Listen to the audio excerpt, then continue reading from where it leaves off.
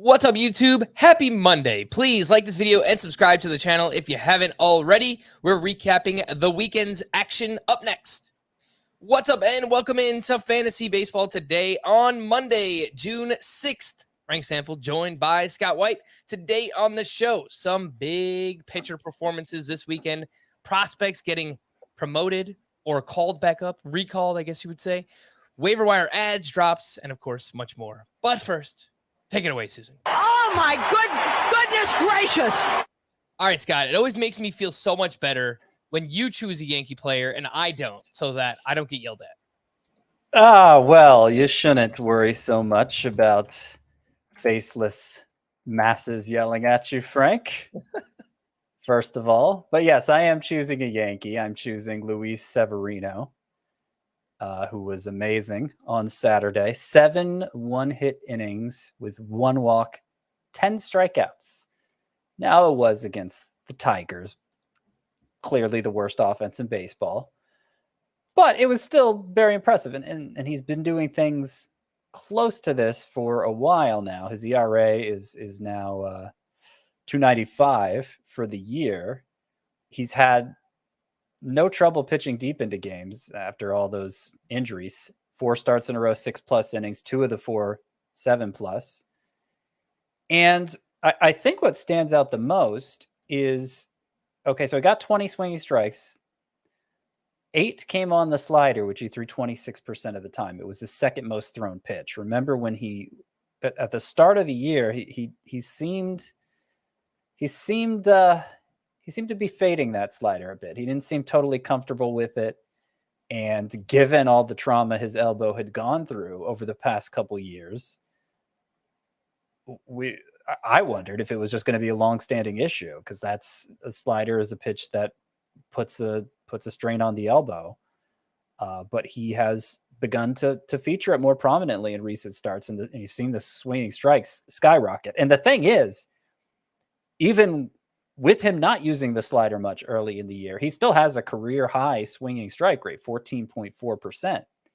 So Luis Severino is like, I'm not sure what there is to knock him for at this point. I mean, obviously with all the years missed to injury, there's the risk of him getting injured again, but we're not seeing the time away from the game affect his performance or even affect how deep he's pitching into games. And like, he's just looking like an ace at this point. I don't know how high I should move him on my rankings, but he deserves a big move up. Yeah, I agree with you. And I moved him up last week inside of my top 40 starting pitchers for the first time. And it seems like that's not high enough. I was on the In This League podcast last week with our buddy, the Welsh and Scott Bogman, and we were doing some player debates. And they asked me Luis Severino or Julio Urias rest of season. And, you know, without even kind of thinking about it, you just go, Julio Urias, you know, he's drafted as a top 10 starting pitcher. You know, he was like a top 30 pick overall this past, draft season. But I mean, they're really kind of moving in different directions, Yeah. like the underlying stats and stuff. Yeah. Yeah. So I'm pulling up the rankings now. I feel like I have Julio at the last update. I have Julio Urias 23rd. And at that point, where's Severino? Gosh, I got to scroll a ways. I had him 48th, probably a little higher in points league since he's RP eligible, but I had him barely inside the top 50, and I had Urias up there at 23. You know, looking who I have ahead of Urias, Dylan Cease, Max Fried's awfully good. And then you get into like Shohei Ohtani and Robbie Ray. I'm not even sure I have those guys in the right order. But I feel like that's the range Severino belongs in. I feel like I can get him inside the top 20 now. And yeah, Urias has been okay. I don't think he's been as good as we wanted him to be. On Sunday. He got a bunch of swinging strikes, but he had only 4 strikeouts in less than 6 innings. And, you know, the overall the strikeout rate is down for Julio Urias. So, yeah, I mean, at this point, let's see. Who do I have behind Urias? Kyle Wright, Zach Gallen, Chris Bassett. Yeah, those are all guys I'd prefer Severino to all those guys. So I think he's a top 20 pitcher now. Yeah, I don't think there's much performance risk, Scott. I think the biggest, obvious risk with Severino is just injuries and can he stay on the field. But so far he's looked great. He's looked like, prime Severino from, I guess at this point it was like 3 or 4 years ago, right? 2018 was like the last time Severino was really awesome. So yeah, I Yeah, think it was the only time he was healthy, really, for yeah. any length of time. 2018 is a long time ago. By the way, that slider, I looked up the swinging strike rate just for that pitch, 22% this season on the slider. So if he starts throwing that more, I think there's a chance we'll see even more strikeouts for Severino. Speaking of strikeouts, Jose Berrios, he needed this one, Scott. He put up a career high 13 strikeouts against his former team, the Minnesota Twins, where he goes 7 innings, allows 2 runs, 13 strikeouts in this game, 19 swinging strikes on 90 pitches. And he leaned on the curveball more in this start. Jose Berrios did 34% usage, and it's right around 30% on the season. So it's not like he, went crazy with it, but he did use it more. And again, it's far and away his best pitch, that curveball. 172 batting average against, a 14% swinging strike rate on that pitch. Scott, what do you think about this start for Jose Berrios? Could it be a sign of things to come? Or would you maybe look to sell after this big start? Maybe a little both. I mean, obviously his season's been pretty bad up to this point. I will point out that this makes it 3 quality starts and 4 for him, though the one that wasn't a quality start last time out was just straight up awful. And there have been a lot of those awful starts. And I have pointed out that's kind of Jose Barrios' MO. So he goes through some stretches where he looks like Cy Young, and he goes through stretches where he's a dumpster fire, basically. But in the end, numbers are pretty much always the same. So hopefully he's pulling out of a dumpster fire stretch here and is about to go on a nice run for you. But it's always worth shopping. I mean, there are pitchers I have more confidence in than him. Let's see. Gosh, man, this is where it gets. I guess that 20 through 50 range at starting pitcher is really frustrating to rank, because I look at who I have Berrios behind, and it's like, oh, I'd easily take him over that guy. Let's see. Maybe like a Yu Darvish. I feel like Yu Darvish is, I know his ERA is around 4, but he kind of feels like a sell high in a way, because I just have, like, he's not doing anything that well. But that's like, I would rather have Berrios than him. So I don't know why I brought him up. We're talking about who you could trade Berrios for in a good way. Boy. I don't know. Would you trade him for? Would you do it for Logan Webb, Scott? No. No, Logan Webb hasn't been very good himself. No, he hasn't. But like Robbie Ray, I'd trade Berrios for Robbie Ray. Sure. How about Luis Castillo? This is so frustrating, Scott, because he does something that works well in his previous start, Luis Castillo. He throws his 4-seam fastball 49% of the time and completely changed his pitch mix. And then here on Sunday, he goes back to throwing his sinker more, throwing his 4-seam less, and just doesn't really have a good start. He gives up 5 runs against the Washington Nationals, and it's just more of that inconsistency. But I don't know. I don't know why he did that. Right. Well, that's what I was worried about, because that's why I wasn't getting as excited about Luis Castillo after his last start. Because okay, if you could tell me he's going to stick with this 4-seamer approach going forward, but we got to see it more than one start.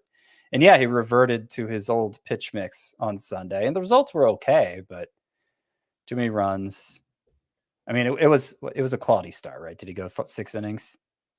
It was 6 1/3. I think technically it was 3 earned, but it was 5 total runs. Yeah. Okay. So that makes it a quality start. Yes. And he got the swinging strikes were there and everything, but yeah, I would rather have Berrios, I think, because I mean, if he is about to go on a run, then like that's obviously a must start player. I don't know that Luis Castillo is must start at the moment, especially given the team he plays for. He's pretty close. Like it would take a lot for me to sit him, but yeah, I think I'd rather have Berrios. All right. So you've got Berrios. at SP42, your last rankings update. I have him just a little bit Mhm. behind that. I have him behind Charlie Morton. I think I feel Yeah. comfortable making that swap now. So So we'll talk like, about, go ahead. so this is what I was talking about the 20 through 50 range at starting pitcher, which kind of tells you how deep starting pitcher is. That like that's basically the non-ace but very good tier runs 30 spots in our pitcher rankings. So like I have Berrios 40th. Well, I'm looking at the Roto rankings. You might be looking at head to head. I have him 40th right now, but I'm looking up to where Kyle Wright is at 24, where Eric Lauer I have at 28. Eric Lauer, another not so promising start on Sunday. Yep. And it's like I could easily take Berrios over those guys, but that's a jump 15, 16 spot in the rankings, Yeah. No, I do think that this range of starting pitcher, Scott, is very interchangeable right now until we start to see someone emerge with consistency. And I guess that's why Luis Severino could rank ahead of that group now. Somebody in the podcast league offered me Joe Ryan and like kind of a fringe waiver guy for you, Darvish. And I was just like, Yeah. I don't know. He's like, oh, you have Joe Ryan ranked 4 spots ahead. And it's like, yeah, but that means it's basically the same. Like when it's basically the same, I usually just stand pat. All right, let's move into some waiver wire pitchers, Scott, from the weekend. And I've got 5 names here on the list. Zach Eflin, another strong start up against the Angels. He went 8 shutout innings with 6 strikeouts. And over the past 3 starts, he's throwing that curveball more. He's 55% rostered. Roansy Contreras has allowed just 2 earned runs in 3 starts since getting called back up by the Pirates. Only 45% rostered, which I found interesting for Contreras. I thought that number would be higher.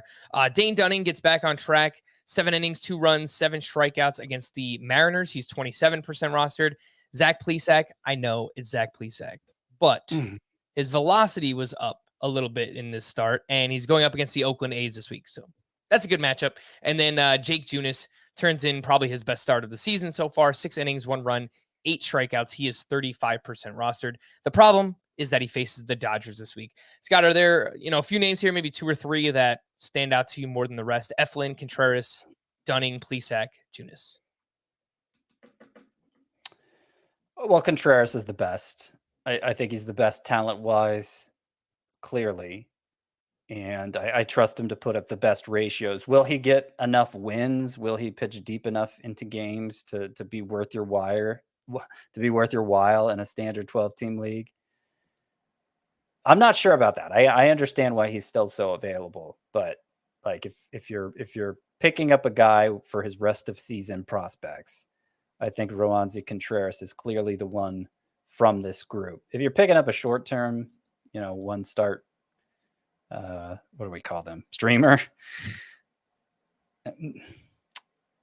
Maybe it's Plesac just because of that matchup, but man, it's I don't love 1-start streamers in general, and that's why, because you're really putting a lot on a guy who's probably not very good. Dane Dunning, though, has been doing some interesting things still.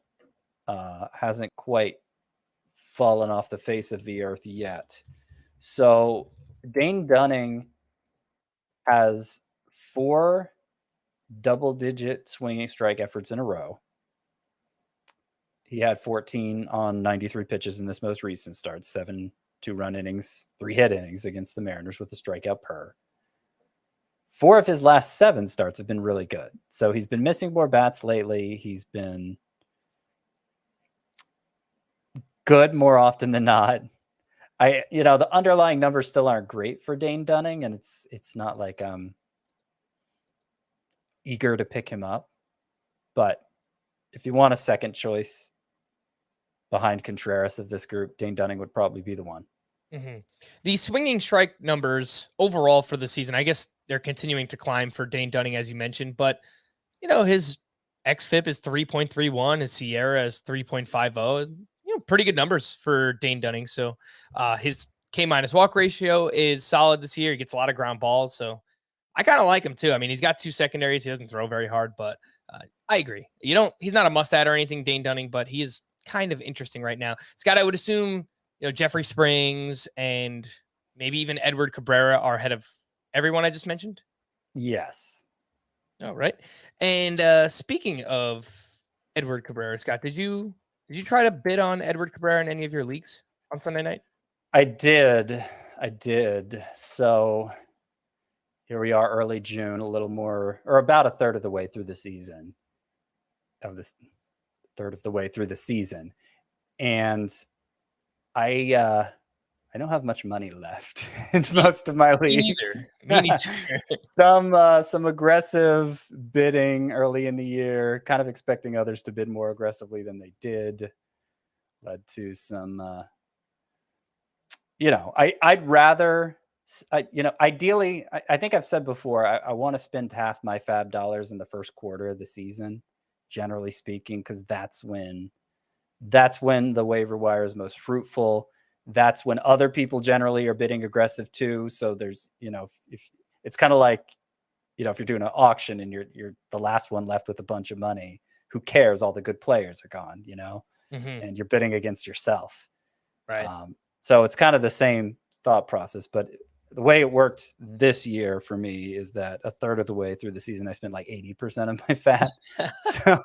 So realistic. Yeah, I probably wasn't in on the Edward Cabrera bidding realistically in most leagues. And I'm okay with that. I mean, he's still a lot he needs to prove there, especially in terms of throwing strikes. But I think among the guys we haven't talked about on waiver wires in the past, in past weeks, he was probably the big bid for this week. Oh yeah. So I wound up winning him in 3 different leagues on Sunday. I spent $173 on him in my Tout Wars league. That's a 12-team head-to-head points league. That's out of a $1,000 budget. So 17%. And it's a head-to-head points league, but we use roto-style lineups. So it is a little bit deeper, and starting pitchers don't really come around that often. So I was aggressive with Cabrera there. And then I also won him in 2 15-team leagues for $144 out of a $1,000 budget and $73 again out of a $1,000 budget. So cross your fingers. I'm hoping Edward Cabrera is awesome because, I actually wound up with him in quite a few places. But a few other prospects, Scott, that were either called up or recalled. Joe Adell, Ezekiel Duran, who was with the Texas Rangers, and Jarren Duran. And I think the Red Sox are playing the Rangers this week. So there's a chance that we get like a Duran-Duran matchup, which for obvious reasons is amazing. But were you looking to add any of Joe Adell, Ezekiel Duran, Jarren Duran? Yes, on a lower level than like an Edward Cabrera. And I managed to add Jarren Duran in a couple leagues. Now, I think Adele especially, probably a short-term stay. In fact, Joe Madden actually said he wouldn't be up right now if Taylor Ward hadn't had to go on the IL. And oh, by the way, they think it's going to be a minimum stay for Taylor Ward. So how likely is Joe Adell to stick around, especially given that Joe Madden actually said that, which I'm surprised he said that. Like, way to instill confidence in the guy, make him think he has a chance. But Joe Adell had been struggling at AAA, and obviously, you could understand why now might not be his time.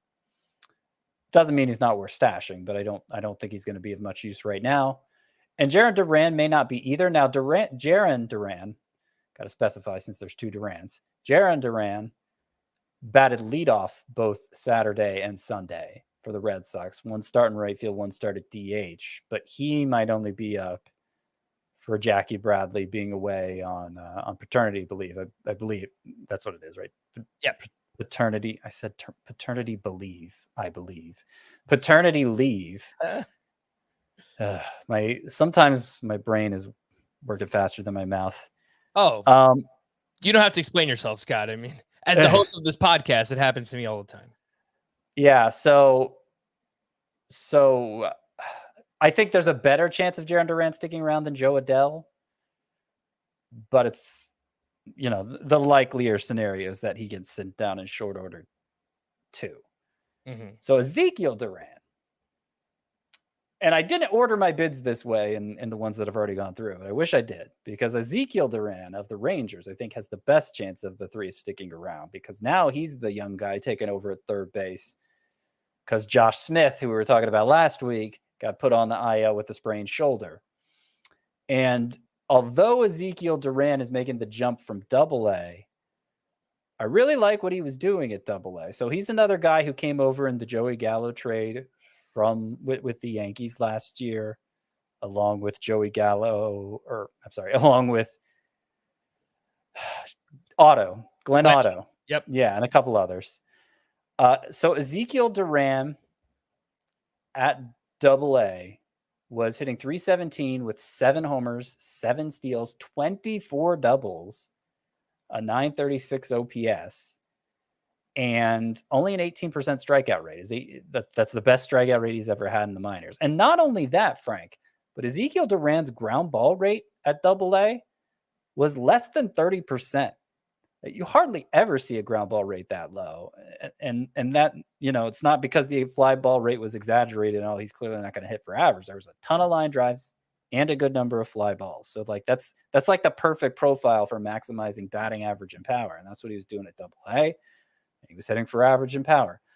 Can it translate to the majors? Obviously, we've seen much higher end profiles than Ezekiel Duran flop in the past few years. So you bet against it. But in those deeper leagues, especially since he's going to be picking up third base eligibility, I think Duran might be worth a pickup. See where it goes. Yeah. And he is, he started on Sunday and he hit a home run already. Yeah, he went 2 for 4 with a home run on Sunday here. And I wanted to look up I believe he only has shortstop eligibility to start, second base. Second base on CBS to start. And then, of course, he will gain the third base eligibility. So he's 23 years old. That's Ezekiel Duran. Scott broke it down. There's a lot to like in the profile. He's a legit top 75, top 80 prospect in the game right now. But yeah, he was aggressively called up. But I do like adding him for, 3 to 5%, something like that. I picked him up in one league for $34, and let's see where it goes. Some power speed. He's a young, exciting player.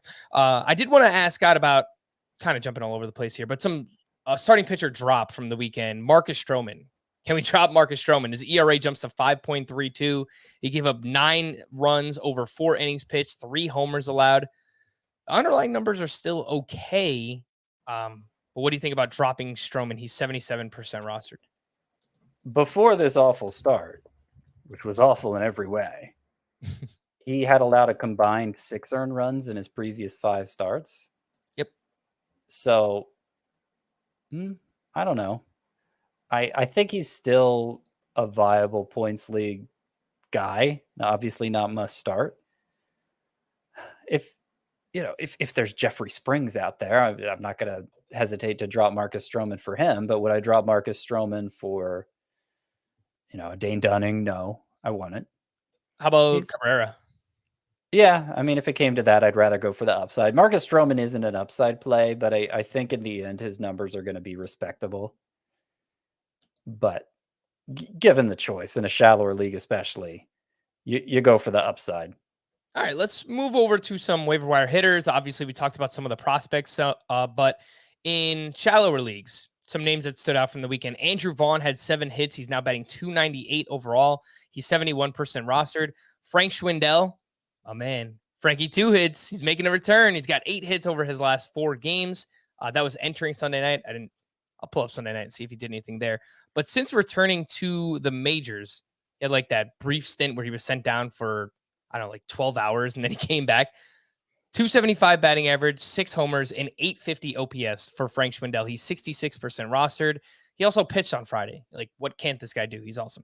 Alec Thomas had a double dong on Friday. Had been quiet recently. He's just hitting too many ground balls, but he is making a lot of contact. He's 60% rostered. And then Andres Jimenez, 2 homers this weekend, and he's hot once again. His last 7 games, batting .385, 3 homers, 1 steal. He's got 7 home games this week. 63% rostered is Andres Jimenez. Scott, are you looking at any of these names in some of your shallower leagues? Vaughn, Schwindel, Alec Thomas, Andres Jimenez. Yeah, I mean, not surprisingly, Vaughn being the most rostered is the most interesting to me. And the White Sox are, let me see here. I thought they were among the teams with the best matchups. They're not. But yeah, I think Andrew Vaughn, just for the upside in the way he's been playing more consistently, been producing, his strikeout rate's down this year. He has that top prospect pedigree that like a Schwindel does not. Alec Thomas, same thing. He's probably the most interesting just because of that. And other than the ground ball rate, I really like what I've seen from him since being called up. Like it doesn't seem like he's overmatched in the majors the way a lot of these young guys have been. So those are the upside plays. I like Andres Jimenez, his numbers. I like his data. Yes. The Statcast data backs up what he's doing. Yes. Completely. The XBA, I think, is over 290. The X slug over 500. Yes. And the base numbers look even better. The problem, before you get too excited, Frank, is for some reason the Guardians have been sitting Andres Jimenez twice a week. And so that makes it a little hard to get fully behind him, especially when you're talking about a standard league context. If you're talking about roto lineups where you got the extra middle infield spot to fill and all of that, okay. But Andres Jimenez is probably already rostered in those. He's 63% rostered. I need to see him play more consistently. And maybe Owen Miller has dropped off enough that they'll begin to fade him more. Part of the problem is they somehow the Guardians ended up with more hitters than they could play because of guys like Stephen Kwan and Josh Naylor getting off to good starts, Owen Miller. But there'll probably be injuries at some point, and if Andres Jimenez continues to hit while some of those other guys fall off, then presumably he'll start to get more playing time. I feel like they sit him against lefties at times, and if you look at his career splits, he's actually better against lefties than he is against righties. So that's kind of weird. And he's actually been better against lefties this season, but it's a really small sample size. It's only 26 plate appearances. So I think that would also kind of support him sitting against lefties. He just doesn't really have that many plate appearances against them. Scott, how do you feel about dropping some of these names? I keep getting questions about Juan Yepez has slowed down recently. Alec Boehm with the Phillies, Connor Joe, my man Connor Joe, and Joey Gallo. What do you think about dropping those four? Are they droppable in like a standard 12-team league? Yeah, I think any of them are droppable. I would prefer to drop some more than others. Let me see. Okay, so here's the list. Yeah, I would say in a categories league, you might want to keep Joey Gallo around just in case he goes on one of those home run binges. He probably will at some point. That's been his whole career. And Connor Joe is the one I'd be more hesitant to drop of the others since he bats high in the Rockies lineup and he's always going to have that Coors Field advantage going for him. Don't love him this upcoming week because they're on the road for all 7 of their games. But yeah, I think he's more rosterable than Juan Yepez and Alec Boehm. Boehm, the data still looks great. He's still hitting the ball hard. His strikeout rate is still much better than last year. But and he did have I think he had 3 hits and a walk Sunday. So maybe that's the start of something. But yeah, it's been pretty bad recently. But third base being the position it is, you're unlikely to find a high quality alternative. Like that would be the reason to hold on to Boehm. But it's not a must if third base is already settled for you. Well, maybe you want to drop Alec Boehm for Jose Miranda, who is coming around recently. He had a double dong on Friday, and over his last 7 games, he's batting .346 with 3 home runs. He is 25% rostered. Some other names in deeper leagues, Scott, that I was considering adding on Sunday night. Garrett Cooper has 7 hits this weekend. He's batting .302 overall with an .835 OPS. John Birdie has been playing more. They've had a bunch of injuries. I believe Brian Anderson is on the IL, but John Birdie, especially if you need steals, he's got 3 steals over his last 6 games. Bryson Stott hit his first 2 major league home runs over the weekend, including a walk-off 3-run homer on Sunday. And then Lane Thomas for 3, a triple dong on Friday. He actually had 7 hits this weekend, and he started each game, which has been key for him because playing time has been kind of hard for Lane Thomas to come by this season. So what do you think about this group, Scott, in deeper leagues? And would you maybe make that swap, drop Alec Boehm for Jose Miranda? Yeah, I like Miranda, and he has been coming around lately. I think you already laid out the stats, but that 2-homer game, so 361, 3 homers, 4 doubles over his past 11 games. It has struck out more than I like to see during that time because he is supposed to make a lot of contact. But still, you'd rather see power than a lack of strikeouts, I think. So, yeah, the Thomas case is interesting because he started 3 games in a row, but he sat the 3 prior to that. So I still think, Yadiel Hernandez has fallen off quite a bit. So there's room for Lane Thomas to regain an everyday role. I'm not sure he has yet, but if we obviously liked him as a sleeper coming in. He looked great over the last 6 weeks or so of last season, and he had this 3-homer game. So maybe that's gonna inspire more consistent playing time. I'm not sure I'm eager to add him yet. Certainly not as much as I am Miranda. Bryson Stott is another one, and really just those 15-team leagues, those leagues with the big lineups. I was putting in some claims for. I actually was prioritizing him over Ezekiel Duran. Then I have some second guesses about that. I guess maybe if it's an OBP league, you would prefer Stott. But Stott is the guy now because Gene Segura is out for months. Mm-hmm. So he's getting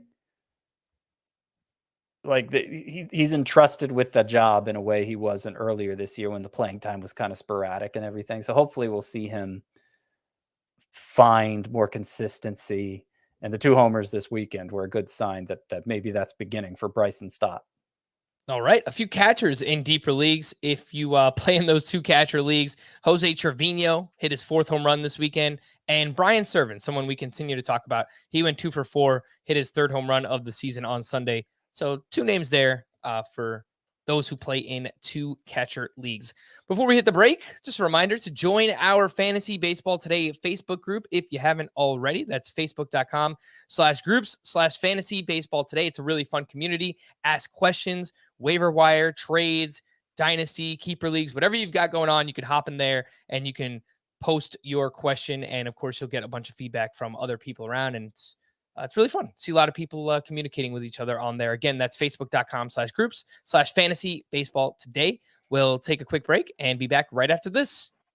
The news and notes. Clayton Kershaw could be ready to start next Sunday's game in San Francisco. Some good news there. Chris Sale will throw another bullpen session Tuesday, and then hopefully live batting practice later in the week on Friday. So batting practice, and he needs a rehab stint. Maybe late June, early July, post All-Star break, something like that. Probably. I think I'll be back before the All-Star break. Okay, so somewhere in a gamer. 2 to 4 week range, probably for Chris Sale, something like that. Eloy Jimenez is still working on building his lower body strength at AAA and will not be activated yet for the White Sox. He, of course, is trying to return from a hamstring tear. It wasn't just a pull; it was pretty legit. I actually think he had to have surgery on it, so it's a rough one. Lance Lynn will make another rehab start Wednesday and could join the White Sox rotation at the Detroit Tigers on June 13th, which... That's a Monday. It would be a 2-star week. Yeah. Who wouldn't want to make their first start against the Detroit Tigers right now? So telling you. Yeah. It's rough. Those Mets, they just cannot stay out of trouble, Scott. First, we had Lindor. He got his hand caught in a door last week, in a hotel door. And now Max Scherzer got bit in the hand by one of his dogs. When the dog bites. I actually think Steve Cohen had some kind of clever tweet once again. Something about biting the hand that feeds you or something. But whatever. I don't know. Steve Cohen. Tweets. I think probably just stay off Twitter, buddy. In his first rehab start, Tyler McGill gave up 2 runs over 3 2/3 innings. He touched 98 miles per hour with his fastball.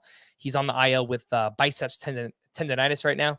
Max Muncy started a rehab assignment at AAA on Saturday, and things actually open up for him to return because Edwin Rios was placed on the IL with a right hamstring tear. So he's going to be out for quite some time as well. Willy Adames will return to the Brewers on Tuesday, so get him back in your lineups. Austin Meadows could return on Tuesday against the Pirates. He's 82% rostered, so might be out there in some 10-team leagues. I don't know. Scott, are you excited about the return of Austin Meadows? I don't really know what to make of him at this point. No, I'm not. I don't think there's. I think there's a trade-off, a clear trade-off between power and batting average for Austin Meadows. He either needs to sell out so hard for power that he hits 220, or what we saw earlier this year, he just didn't hit any home runs. In a small sample, things could turn around, but based on the way last year went for him, and now that he's playing in an even worse park for him, he seems pretty fringy to me. Oh, right. Steven Strasburg tossed 6 scoreless innings at AAA on Friday, and he's looked pretty awesome during his rehab assignment. I feel like every time we get an update, they're talking about how good Steven Strasburg looks right now. So, well, have you seen anything about velocity coming back from thoracic outlet syndrome? I haven't. His first 3 starts though in the minors this year: 1.98 ERA, 13 strikeouts to 13 2/3 innings. Out. The first 2 of those were in the lower minors. Okay. So he better be whooping down there. Now, this first rehab start at AAA, yes, 6 one-hit innings, 7 whiffs on 83 pitches. Not great against AAA hitters. No. It's, I'm nitpicking. Mm-hmm. Obviously, we just want to see Steven Strasburg back healthy. But since I haven't seen velocity readings, I wonder how he actually looks, because you would expect Steven Strasburg to pitch well against minor leaguers. Not that every major league pitcher who goes on a rehab assignment pitches well, but still. He is 77% rostered, so could be out there in some shallower leagues as well. Jonathan India will get an MRI on his hamstring on Monday. He's been out for quite some time with that injury. Rangers prospect Josh Smith, who was recently called up, was placed in the IL with a left shoulder sprain, which Scott mentioned to you earlier. Orioles pitching prospect Grayson Rodriguez was officially diagnosed with a grade 2 lat strain and might not return this season, which, look, if they're playing it safe, he's, I don't know, one of the most prized prospects in the game right now. Mm-hmm. That probably makes sense. So, yeah, if I'm invested in Grayson Rodriguez in a dynasty league, and I think I'm rooting for him just not to pitch again this year. Yeah, I agree. I just want a clean bill of health going into next season more than anything else. I agree. Cubs outfield prospect Brennan Davis underwent back surgery on Thursday last week, and they are unsure if he will return this season as well. I mentioned Edwin Rios on the IL. Will Myers also went to the IL with right knee inflammation, and Alex Cobb is kind of questionable entering this week. He was scratched on Friday with a hamstring injury. He's at home versus the Rockies this week. Scott, would you chance it and leave Alex Cobb in your lineups? Probably not. Speaking of, well, that was a bad transition. I was gonna try and go into Scott's sleepers for this upcoming week, but it didn't really make sense because Alex Cobb was not one of your sleepers. No, makes sense. But anyway, I was gonna say yes. Week 10, some of your week 10 sleepers are already coming through, Scott. Over the weekend, Josiah Gray had a strong start at the Reds. 6 innings, 2 runs. He had 9 strikeouts, 15 swinging strikes, 70% rostered. He's at the Marlins this week. Obviously, we love the matchup there. And then Tommy Pham had 5 hits this weekend, including his 6th homer and his 3rd steal. He's 47% rostered. And then Alejandro Kirk, the power is coming, Scott. The power stroke is here. 2 more homers this weekend. And the people are listening to you because he's already up to 76% rostered.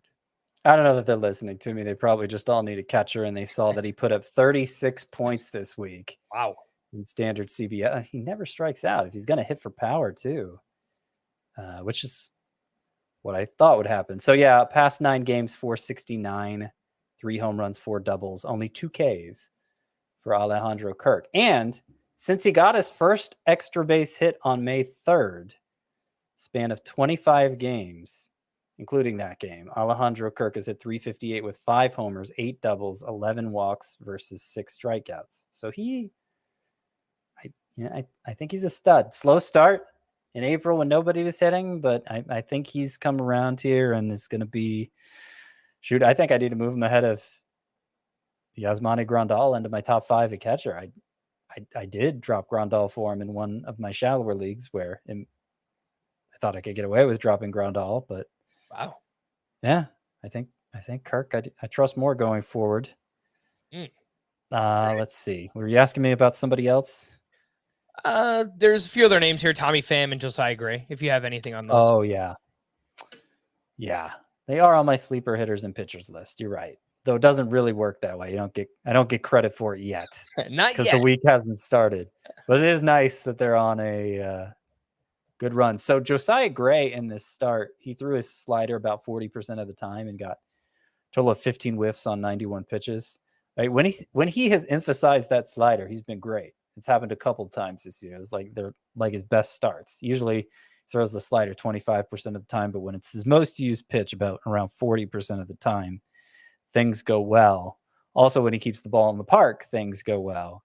And I'm hopeful that this week in Miami, Big Park, suspect lineup, that Josiah Gray will have another good start. And hopefully he can get to featuring the slider prominently with more consistency. I like it. Let's go. Josiah Gray at the Marlins this week. Let's get into some recap from the rest of the weekend and what is going on with Walker Buehler. He gives up 5 earned runs over 2 1/3 against the New York Mets and over his last 5 starts total.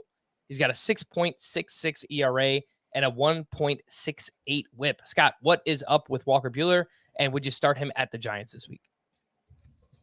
I probably would start Walker Buehler. This was a bad start. This was a very bad start, but he's more underwhelmed, I would say. It hadn't felt like a liability to start him the way it had Jose Berrios at times or Charlie Morton at times.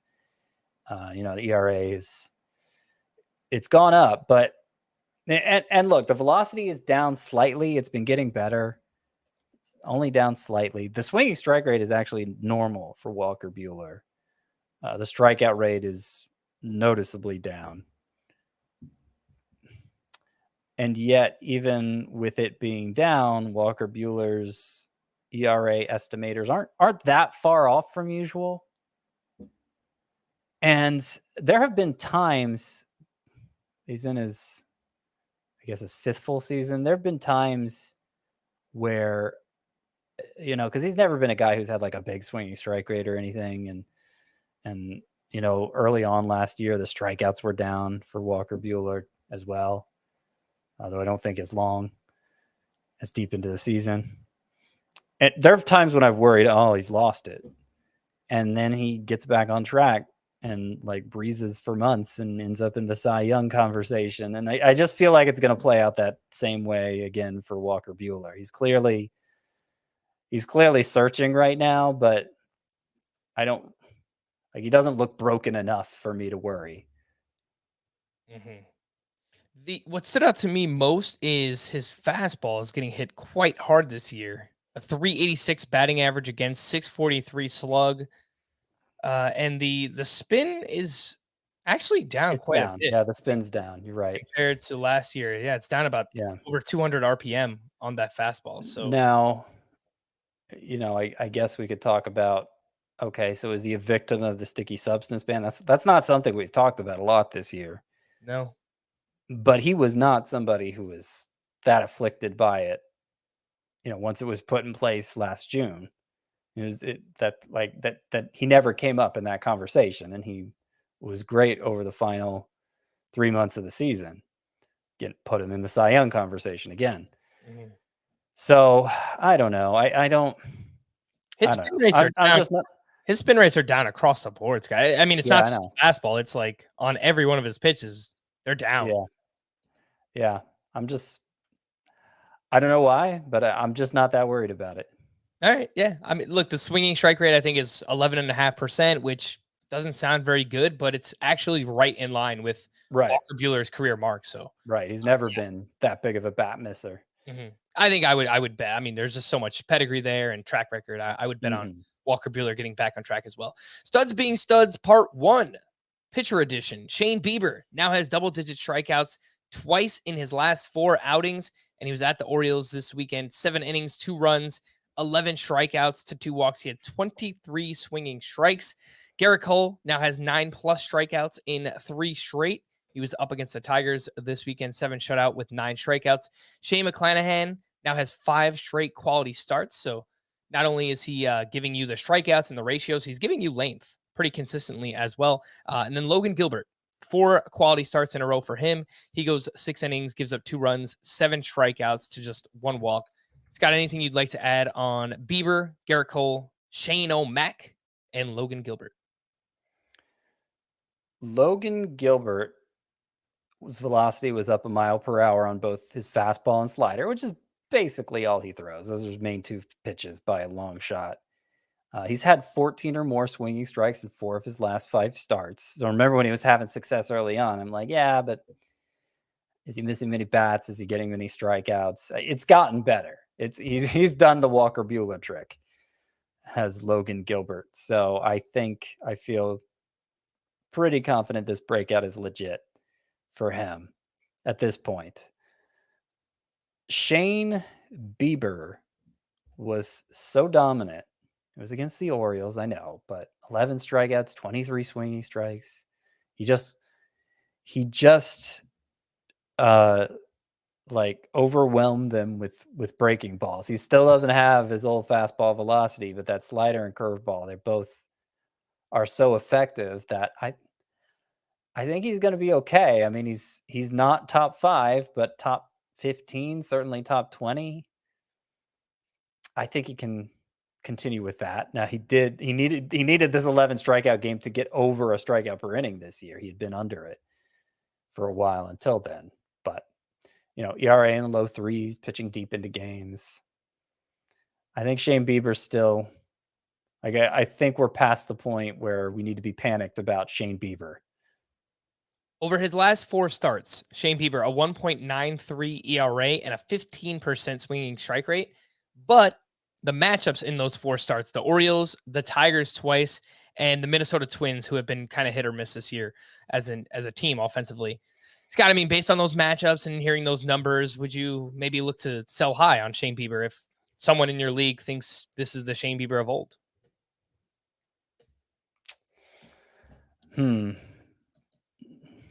Yeah, I mean, it doesn't hurt to check. And it's not something I'm eager to do.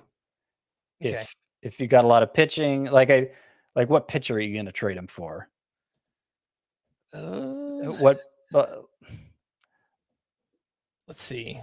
Would you? And maybe you want to do a pitcher trade. Maybe you would trade for hitting, which people need more. But I don't know. That's you'd obviously need to feel confident in the pitching staff you're going to have after you trade Bieber, which is hard to imagine many people would. Well, would you trade Bieber for Walker Buehler? It doesn't feel like this, like a smart move to do right now. Although we all have Buehler ranked higher than Bieber.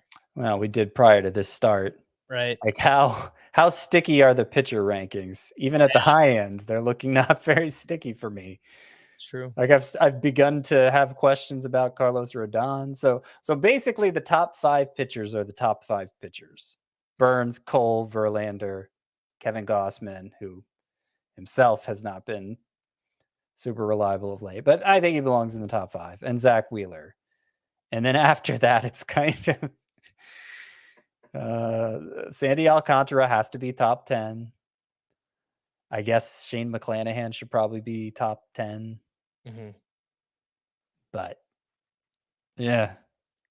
I mean, after that, it's like Walker Buehler has been inconsistent. Lucas Giolito has been inconsistent. Aaron Nola, I mean, he's Aaron Nola. There's inconsistencies there as well. Of course, when you're doing rest of season rankings, it's not so much, how have they been recently? You should be able to just people in our position should be able to look at the underlying numbers and consider the track record and all the factors and decide, okay, this guy's better than this guy. But it's just, there's not a lot of clarity, I feel like, within that mass. I think there's a drop off after about 20, but even in that 6 to 15, even in that 6 to 20 range, there's a lot of room for maneuvering.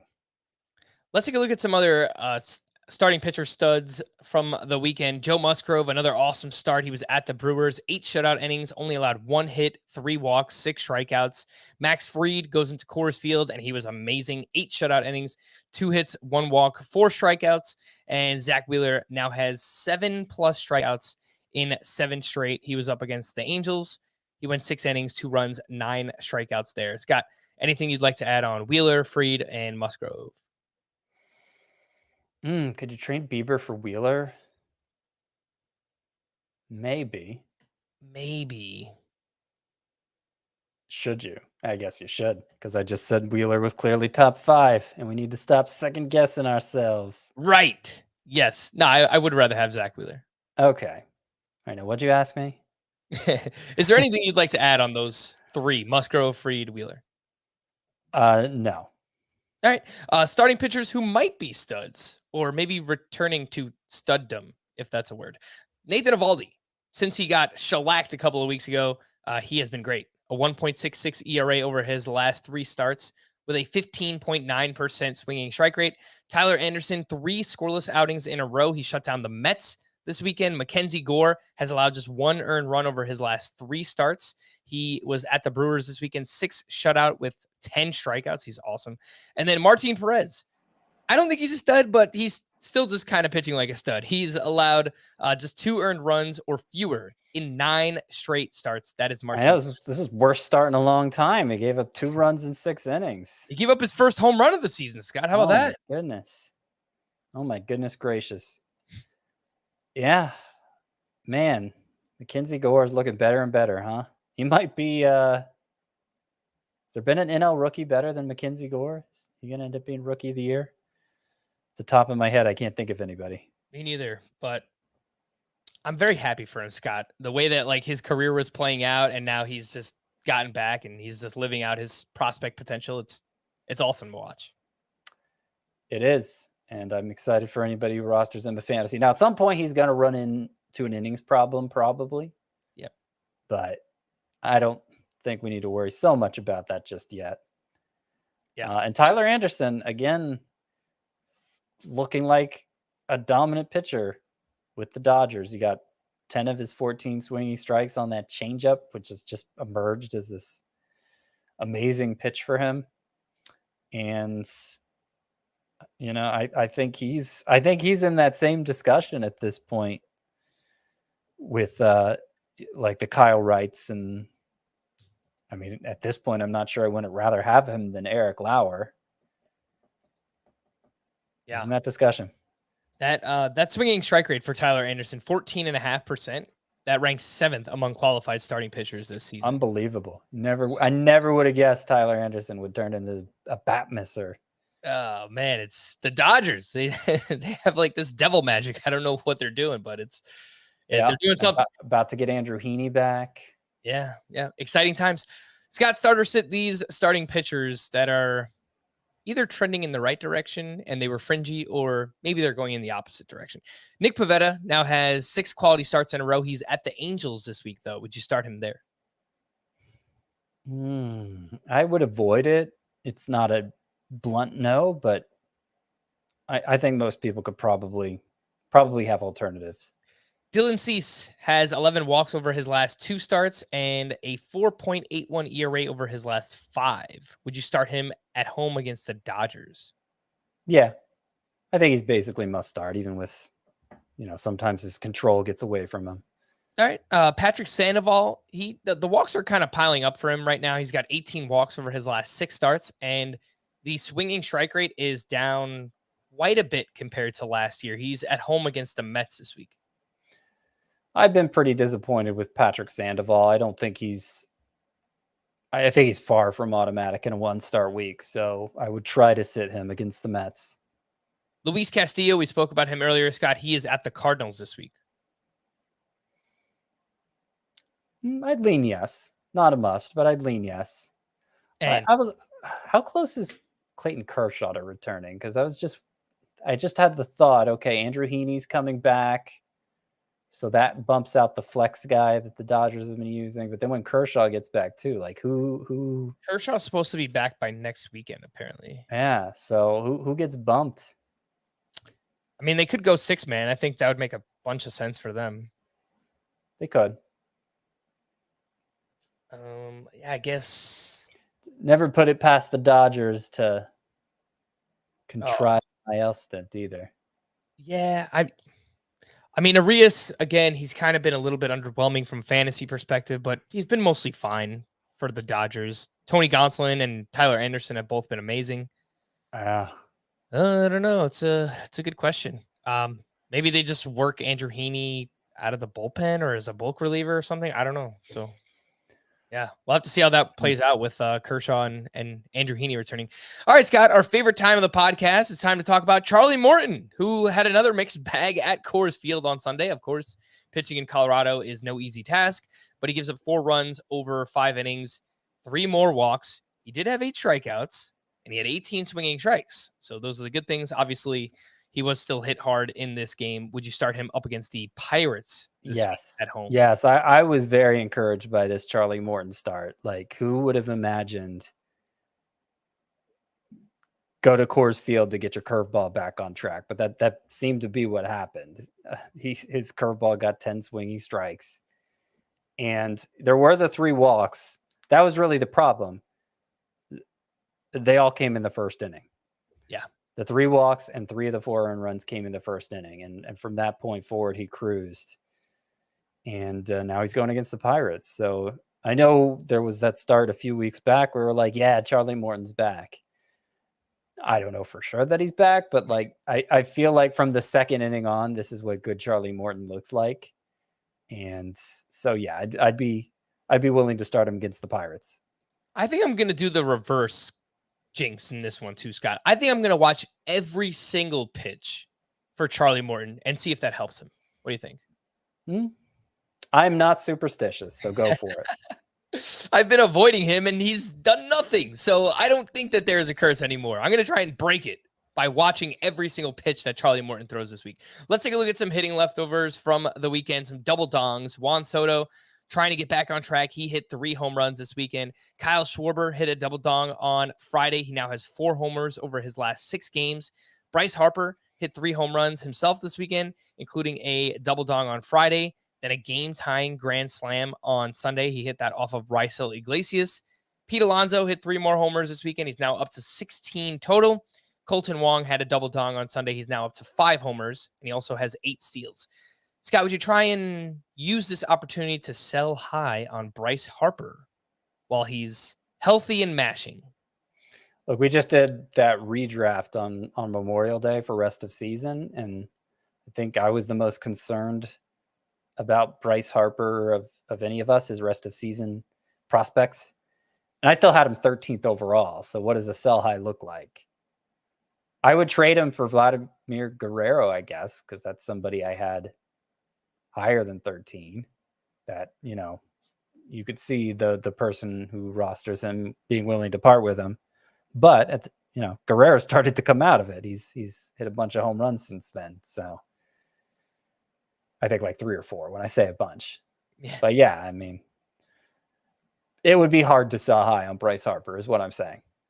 I agree. You might be able to get Juan Soto off of someone who, I don't know, thinks that he's struggling. I guess technically he is struggling, but yeah, we still have a ton of confidence in Juan Soto. And like it might be even with like Guerrero, there's a greater need in the outfield than at first base. Like you may be set at first base with a Josh Bell or whatever, and would prefer to stick with Harper. And I could understand that. Aaron Judge hit 2 more home runs this weekend, increasing his league lead to 21. Anthony Rizzo also added 2 homers and 2 steals. He's now up to 4 steals for the season. He did have 10 back in 2017, which, quite quite a while ago, but Rizzo's running a little bit. Actually, the entire Yankee team is running a lot this year. Vladimir Guerrero Jr. hit 2 home runs this weekend. He now has 3 over his last 5 games. Yordan Alvarez, 7 hits this weekend, including 2 homers for himself. He's now batting .295. Remember, it felt like 2 weeks ago, Scott, that Alvarez was batting like .230, and now he's batting .295. Yep. And he has 16 home runs total. That was a guy ranked ahead of Bryce Harper. FWIW. Interesante. Julio Rodriguez, 2 more steals this weekend. He's now up to 17. Man, this guy, he's just running wild. It's awesome to watch. Signs of life for these 3 hitters. Salvador Perez, back-to-back multi-hit games. He had a home run in each of them. Matt Chapman went 3 for 4 with a home run on Sunday. He's batting .360 over his last 7 games. And Marcus Semien, slow and steady. 4 hits over his last 4 games, which doesn't sound that great, but he had 2 homers, 2 steals in those 4 games. And over his last 18, he's batting .267, 3 home runs, 6 steals. Yeah, I want to get excited about Marcus Semien turning it around because, he's hitting some homers.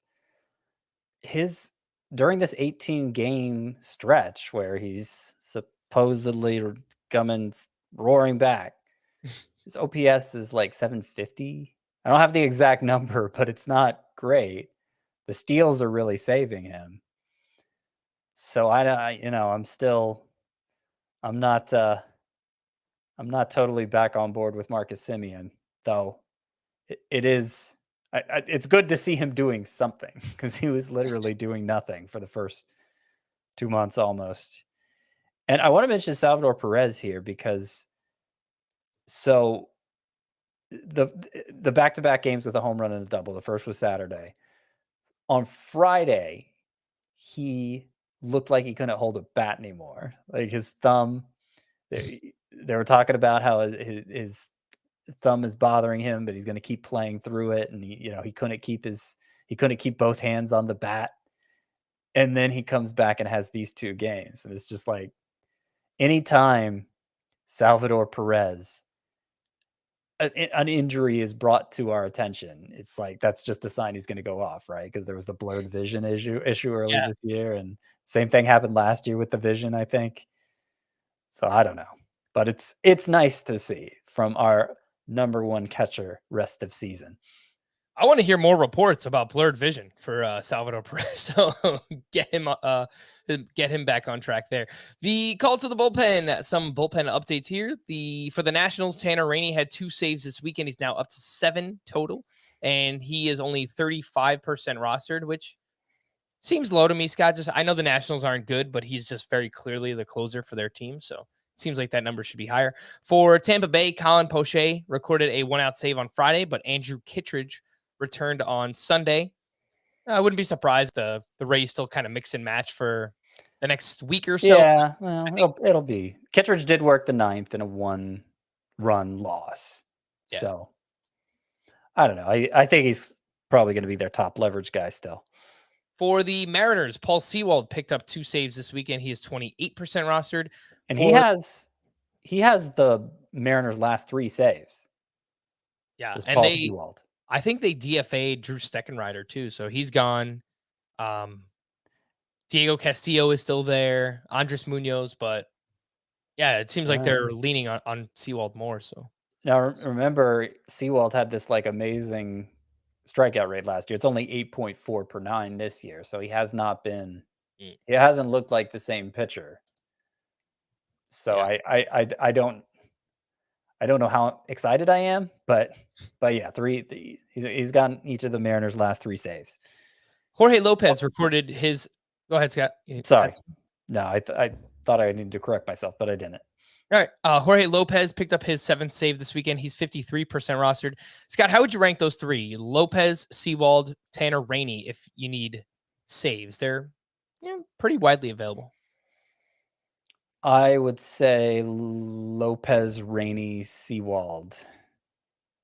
All right. And what about the Giants? Camilo Doval pitched in the 6th inning on Saturday with the game tied 4-4. Now, that was 2 games in a row, basically, where he came in before the 7th inning to kind of pitch in a just a weird kind of point in the game, I guess. He did face the heart of the Marlins lineup. The game was tied, but still just kind of weird. And then on Sunday, Camilo Doval pitched a 9th inning with a 4-run lead. So more traditional usage there. Scott, do you have any idea? Have you seen anything about this? Like what's going on with Camilo Doval? No, I haven't. I haven't. No, I just think it's Gabe Kapler being Gabe Kapler. And let's see, so Doval has 8 saves. Nobody else has more than 2. Gosh, who would even be an alternative for saves? Jake McGee's ERA is over 7. I think he's missed some time with injury, right? Yep. Dominique Leone has a save, but I still expect Doval's going to be the main choice. Yeah, I agree. He may be going more the committee route again, which was Kapler's MO prior to last year. I know saves were spread out last year, but it was more because guys lost and regained their job and got hurt and whatnot. He seemed pretty. It was the strictest Kapler's ever been about bullpen roles last year, and maybe he's going back to what he used to do. Mm-hmm. Yeah, Dominic Leone, for what it's worth, his numbers are pretty good. Mm-hmm. A- walk rate is strong. He's got a 3 ERA, 2.71 xFIP. So yeah, just a name to watch for now. I do want to mention, because I've alluded to it a couple times, and I see we're not going to get to it. Eric Lauer on Sunday. 1 earned run in 6 innings, 3 runs total, but 1 earned, 4 strikeouts.